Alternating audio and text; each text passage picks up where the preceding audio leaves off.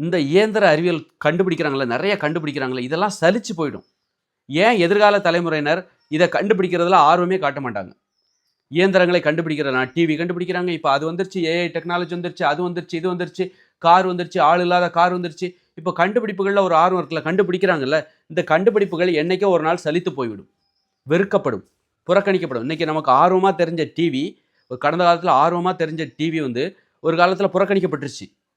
எப்ப இந்த சின்ன ஒரு டிவி இருந்தது. அது வந்து ஒரு கட்டத்துல மக்களால் புறக்கணிக்கப்பட்டுருச்சு. எல்லா வீட்லயும் வந்துருச்சு. புறக்கணிக்கப்பட்ட கலைஞர் டிவிலாம் இருந்த அந்த மாரியான டிவி. கடைசில பார்த்தா ஸ்மார்ட் டிவின்னு வரும்போது, மக்களுக்கு அந்த டிவி மேல இருக்கிற ஒரு மோகம் என்பது புதுப்பிக்கப்பட்டது. டிவி இன்னைக்கு நான் பெரிய ஸ்க்ரீன் 70, 125 இன்ச்சி டிவிலாம் வந்துருச்சு. அப்போ அந்த டிவி மேல இருக்கிற ஒரு ஆர்வத்தை புதுப்பிக்கிறார்கள். முதல்ல சலிச்சு போச்சு. சலித்து அவ்வளோதான் டிவி டெக்னாலஜில இதுக்கு மேல ஒண்ணும் இல்ல அப்படின்னு புறக்கணிக்கும்போது, அப்பதான் ஸ்மார்ட் டிவி வருது. ஸ்மார்ட் டிவி வரும்போது, திரும்பவும் மனிதர்கள் வீட்டுக்கு வீடு ஸ்மார்ட் டிவிக்கு மாறுறாங்க. திரும்ப இன்னைக்கு அதுவும் சலிச்சு போச்சு. என்ன கண்டுபிடிச்சாலும் சரி, எப்பேர்ப்பட்ட விஷயத்த நீ கார் கண்டுபிடிச்சாலும், கார் அதிசயத்தில் ஆச்சரியமாக பார்க்க கார் பின்னாடியே ஓடுவாங்க. கிராமத்துக்கு கார் வந்துன்னா, ஒரு கார் வந்தா கார் பின்னாடியே ஓடுவாங்க. இன்னைக்கு பார்த்தா, கார கண்டுக்க மாட்டேன்றாங்க. கார் வச்சிருக்கவங்களுக்கு கூட அது ஒரு பெரிய விஷயம். சலித்து போய்விடும். வெறுக்கப்படும். கண்டுக்காம போயிடும். அப்ப அப்படிப்பட்ட ஒரு விஷயத்துக்காகவா நம்ம கஷ்டப்பட்டு ஒரு கார கண்டுபிடிச்சோம். நினைப்பாங்கல்ல. கார கண்டுபிடிச்சவங்க நினைப்பாங்கல்ல. அது மாரி டிவிய வந்து இன்னைக்கு கண்டுக்கவே மாட்டேன்றான். பார்க்கவே மாட்டேன்றாங்க. டிவி பார்க்கறதுக்கு நேரமே இல்லங்க. அப்ப டிவியே நான் பார்க்கறது இல்லங்க. எனக்கு அப்படின்னு சொல்ற அளவுக்கு நெறைய வருது. என்னங்க இருக்கு அதுல? போட்டதையே போட்டுக்கிறான். சும்மா ஏதாவது போடணுங்கிறதுக்காகவே போடுறாங்க. எடுக்கணுங்கிறதுக்காகவே படத்த எடுக்குறாங்க.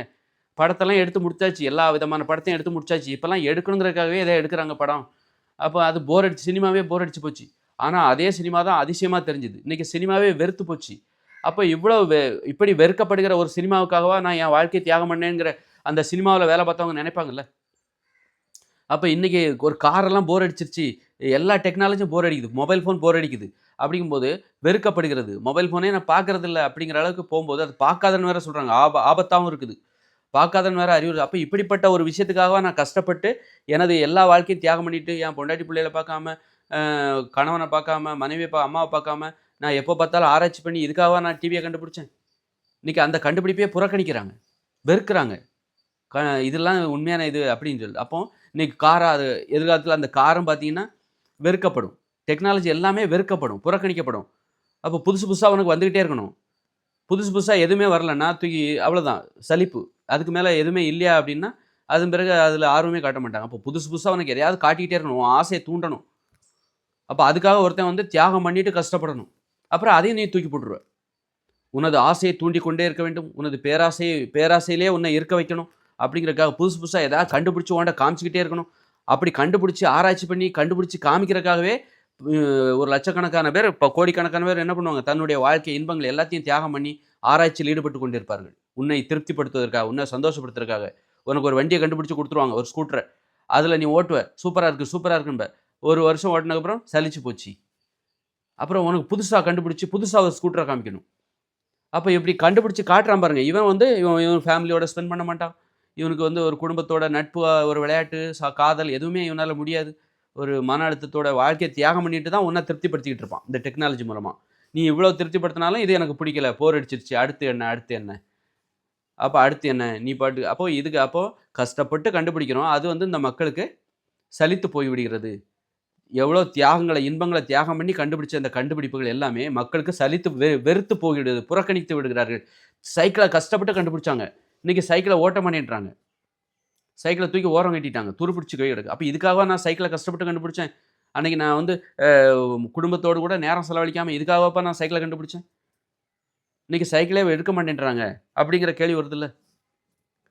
அது மாரி அப்போ நீ வந்து அ இதுதான் இயல்பு. இந்த இயந்திரங்களுக்கு இருக்கிற மதிப்பே இவ்வளவுதான். இதுக்காக நம்ம வாழ்க்கைய தியாகம் பண்ணிறக்கூடாது. இதற்காக நமது காதல், விளையாட்டு, நட்பு, ஆடல், பாடல், குடும்பம், குழந்தைங்க இத தியாகம் பண்ணிறக்கூடாது. இந்த மாரி சலித்து போகிற ஒரு விஷயத்த, வெறுக்கப்படுகிற, புறக்கணிக்கப்படுகிற, கண்டும் காணாமல் கைவிடப்படுகிற இந்த இயந்திர அறிவியல் கண்டுபிடிப்புகளுக்காக எனது இன்பங்களை நாம் தியாகம் செய்து விடக்கூடாது. எனது குடும்ப சந்தோஷத்தை, குழந்தைகளோடு இருக்கிற அந்த நேரத்தை தியாகம் செய்து விடக்கூடாது. அப்படின்னு இனிமே பிறக்கிற பசங்க ரொம்ப விழிப்போட என்ன பண்ணுவாங்க? எது வந்து ஒரு இயற்கையான இன்பமோ, அந்த வயதுக்கு தகுந்த வாழ்க்கையை வாழ்வார்கள். வயதில 16 வயசுல காதலிக்கணும். 10 வயசு குடும்பத்தோட அப்பா, அம்மா, குழந்தைகள ஆசை, பாசம், அன்பு இந்த மாரி இருக்கணும். அந்த வயசுக்கு தகுந்த வாழ்க்கை 21 வயசுல கல்யாணம், அப்புறம் குழந்தைங்க 40 வயசுல பேரன் பேத்தி, இப்படி ஒரு வாழ்க்கைய வாழ்ந்துருவோம். எதுக்கு இத தியாகம் பண்ணா தான், நீ கண்டுபிடிப்புகள இயந்திர அறிவியல் உலக கண்டுபிடிப்புகள ஆராய்ச்சி பண்ணி கண்டுபிடிக்கணும். அப்படி இதையெல்லாம் தியாகம் பண்ணி கண்டுபிடிச்சாலும், அதுவும் மக்களால் வெறுக்கப்படும். இவர்கள் வெறுத்து, சலித்து, வேண்டாம் என்று தூக்கி போடுகிற, கைவிடப்படுகிற ஒரு விஷயத்துக்காக நாம் எதுக்கு இயற்கையான இன்பங்களை தியாகம் செய்ய வேண்டும் என்று, இன்னைக்கு எனக்கு கேள்வி தோணுதுல்ல, அது மாரி தான் இன்னைக்கு இருக்கிற நெறைய பேருக்கு தோணுது. அதுபோல இனிமே பிறக்கிற பசங்க அத செய்வாங்க. இந்த இயந்திர அறிவியல் உலகத்து மேல ஆர்வம் காட்ட மாட்டாங்க. அவன் எது இயற்கையான இன்பமோ அத நோக்கி போயிடுவாங்க. அதனாலேயே இந்த இயந்திர அறிவியல் உலகம் கட்டி காப்பாத்த முடியாது. இது ஃபெயிலியர் ஆயிடும். 2040ல இது ஃபெயிலியர் ஆகுது. இத உங்களால மறுக்க முடியுமா? முடியாது. எவ்வளோ ஆணித்தரமா எல்லாத்துக்கும் புரியிற மாரி அழகா சொல்றேன் பாருங்க. அதாவது 2040ல இது ஃபெயிலியர் ஆகப்போகுது. 2040க்கு அப்புறம் இயற்கையோட இணைஞ்சு எளிமையா நம்ம வாழப்போறோம். ஆடல், பாடல், இன்பம் மாறா என்றென்றைக்கும் இதுதான் மனிதர்களுக்கு எளிமையான இன்பம். ஒரு கல்யாணம் இதெல்லாம் எளிமையான இன்பம். ஒரு காதல் என்பது எளிமையா கிடைக்கிற இன்பம். ஆனா நீ ஒரு டாக்டர் ஆகணும், இன்ஜினியர் ஆகணும்னா போராடணும். எல்லாருக்கும் அந்த வாய்ப்பு கிடைக்காது. போராடணும். ஒரு விஞ்ஞானி ஆகணும்னா போராடணும். அப்ப அந்த மாரி நிறைவேறாத கனவுகளுக்காக வெறும் கொஞ்சம் பேரால மட்டும் தான் அது நிறைவேத்த முடியும். அந்த கனவுகளுக்கு நிறைவேறாத ஆசைகளா தோல்விய தான் தழுவுனாங்க. அதுக்காக போட்டு அப்ப எது ஈஸியா நிறைவேத்த முடியும்? என்னால காதலிக்க முடியும். என்னால விளையாட முடியும். எனக்கு நண்பர்கள், உறவுகள், அம்மா, அப்பா, குடும்பம், குழந்தைகள பெத்து அப்பாவ முடியும், தாத்தாவ முடியும். அப்ப இது நிறைவேறக்கூடியது. எல்லாராலயும் நிறைவேற்றக்கூடிய கனவுகள் இது. எல்லாருக்குமே இது நிறைவேறும். ஒருத்தர் தவறாம எல்லாருக்குமே நிறைவேறும். ஏதாவது 1, 2 பேருக்கு வேணா மிஸ் ஆகும். அப்ப அந்த மாரியான இன்பங்களை நோக்கி நீங்க போக ஆரம்பிச்சுருவாங்க. எல்லாருக்கும் கிடைக்கக்கூடிய இன்பம். கன்ஃபார்மா நீ கண்டிப்பா கல்யாணம் பண்ணுவ. உனக்கு காதல் கிடைக்கும், நட்பு கிடைக்கும். நீ விளையாட முடியும், ஆட முடியும், பாட முடியும். நீ ஒரு அப்பாவாக முடியும். நீ ஒரு தாத்தாவாக முடியும். உனக்கு பேரன் பேத்திகள் வருவாங்க. நீ பூட்டனாக முடியும். அப்ப உன்னால 100 வயசு வரைக்கும் வாழ முடியும் அப்படின்னா, இது எல்லாராலயும் முடியும் அப்படின்னா, அத நோக்கி தான் இனிமே போவாங்க. நீ டாக்டர் ஆகணும்னு நினைக்கிறல்ல, எல்லாத்தையும் தியாகம் பண்ணிட்டு. உன்னால ஆக முடியும்னு உன்னால உறுதியா சொல்ல முடியுமா? 1,00,000 பேர் டாக்டர் ஆகணும்னு போனா, அதுல 100 பேர் தான் ஆவாங்க. மத்தவங்க தோத்துருவாங்க. அப்ப விஞ்ஞானி ஆகணும், நீ நடிகர் ஆகணும்னு போற. உன்னால ஆக முடியுமா? உன்னால முதலமைச்சர் ஆகணும்னு போற. உன்னால முடியுமா? கலெக்டர் ஆகணும்னு போற. முடியும் 10 பேர் ஆவாங்க. 1000 பேர் போனா, அதுல 10 பேர் ஆவாங்க. அப்ப அது மிச்சம்லாம் தோல்வி. ஆனா, எல்லாரும் வெற்றி பெறுகிற கனவுகள்னு ஒண்ணு இருக்கு. ஒரு அப்பாவாகிறது, ஒரு அம்மாவாகிறது, தாத்தாவாகிறது, பாட்டியாகிறது, ஆடுறது, விளையாடுறது, காதலிக்கிறது, காமம். இது நிறைவேறக்கூடிய கனவுகள் எல்லாருக்குமே.